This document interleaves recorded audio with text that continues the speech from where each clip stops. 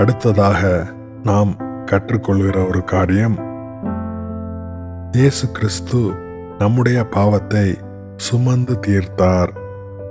அப்போஸ்தலனாகிய பேதுரு தனது முதலாம் நிருபத்திலே இவ்வாறாக எழுதுகிறார்: அவர் பாவம் செய்யவில்லை, அவருடைய வாயிலே வஞ்சனை காணப்படவில்லை. இயேசு கிறிஸ்து ஒரு பாவமும் செய்யவில்லை. யோவான் எழுதின சுவிசேஷத்திலே வாசிக்கிறோம், யோவான் ஸ்நானன் இயேசுவை தன்னிடத்தில் வர கண்டு, இதோ உலகத்தின் பாவத்தை சுமந்து தீர்க்கிற தேவ ஆட்டுக்குட்டி என்று கூறுவதை பார்க்கிறோம். இயேசு கிறிஸ்து ஒரு பாவமும் செய்யவில்லை, ஆனாலும் அவர் உலகத்தின் பாவத்தை சுமந்து தீர்க்கிற தேவ ஆட்டுக்குட்டி ஆனார். எபிரேயர் 9ஆம் அதிகாரத்திலே வாசிக்கிறோம், கிறிஸ்துவும் அநேகருடைய பாவங்களை சுமந்து தீர்க்கும்படிக்கு ஒரே தரம் பலியிடப்பட்டார் என்று வாசிக்கிறோம். கிறிஸ்து ஒரு பாவமும் செய்யவில்லை, ஆனாலும் அநேகருடைய பாவங்களை சுமந்து தீர்க்கும்படி ஒரே தரம் பலியிடப்பட்டார். பேதுரு எழுதின முதலாம் நிருபத்திலே வாசிக்கிறோம், நம்முடைய பாவங்களை சிலுவையில் சுமந்தார். கிறிஸ்து ஒரு பாவமும் செய்யவில்லை, ஆனாலும் நம்முடைய பாவங்களை சிலுவையின் மேல் சுமந்தார்.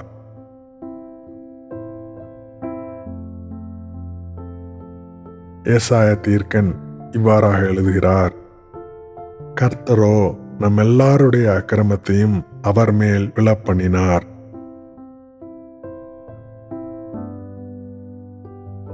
நம்முடைய மீறுதல்களின் நிமித்தம்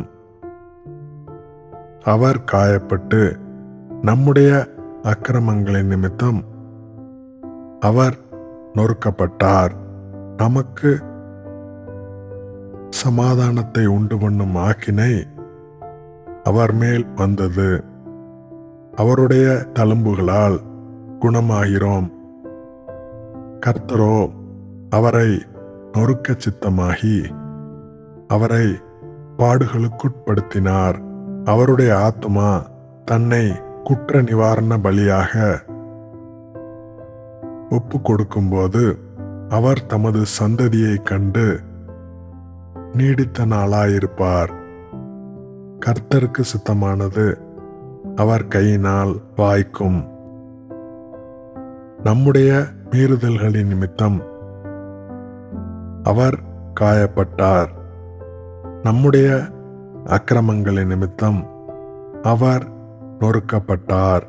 நமக்கு சமாதானத்தை உண்டு பண்ணும் ஆக்கினை அவர் மேல் வந்தது.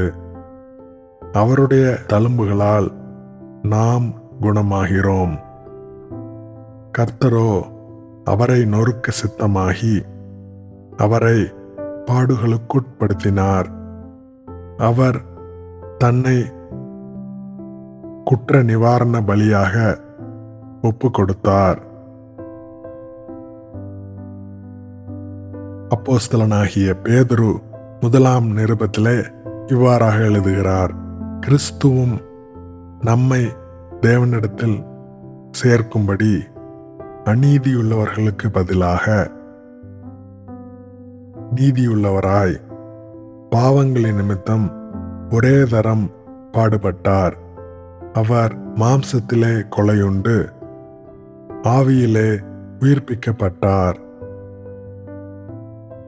கலாத்தியர் நிருபத்திலே இவ்வாறாக வாசிக்கிறோம்: மரத்திலே தூக்கப்பட்ட எவனும் சபிக்கப்பட்டவன் என்று எழுதியிருக்கிறபடி கிறிஸ்து நமக்காக சாபமாகி நியாயப்பிரமாணத்தின் சாபத்திற்கு நம்மை நீங்களாக்கி மீட்டு கொண்டார். ரோமர் நிருபத்திலே இவ்வாறாக வாசிக்கிறோம்: அவர் நம்முடைய பாவங்களுக்காக ஒப்பு கொடுக்கப்பட்டும் நாம் நீதிமான்களாக்கப்படுவதற்காக எழுப்பப்பட்டும் இருக்கிறார். நாம் அநீதியுள்ளவர்களாயிருந்தோம். நம்மை தேவனிடத்தில் சேர்க்கும்படி கிறிஸ்து நீதியுள்ளவர். அவர் நம்முடைய அநீதி நிமித்தம் அவர் பாடுபட்டார். நாம் பாவிகளாயிருந்தோம். பாவமே அறியாதவர் கிறிஸ்து. நமக்காக நம்முடைய பாவங்களின் நிமித்தம் கிறிஸ்து பாடுபட்டார். நாம் நியாயப்பிரமாணத்தின் சாபத்திற்கு கீழாயிருந்தோம். ஆசீர்வதிக்கப்பட்டவர் கிறிஸ்து. நமக்காக நியாயப்பிரமாணத்தின் சாபத்தை தன்மேல் ஏற்றுக்கொண்டார். கிறிஸ்து நம்முடைய பாவங்களுக்காக ஒப்பு கொடுக்கப்பட்டும் நாம் நீதிமான்கள் ஆக்கப்படுவதற்காக எழுப்பப்பட்டும் இருக்கிறார்.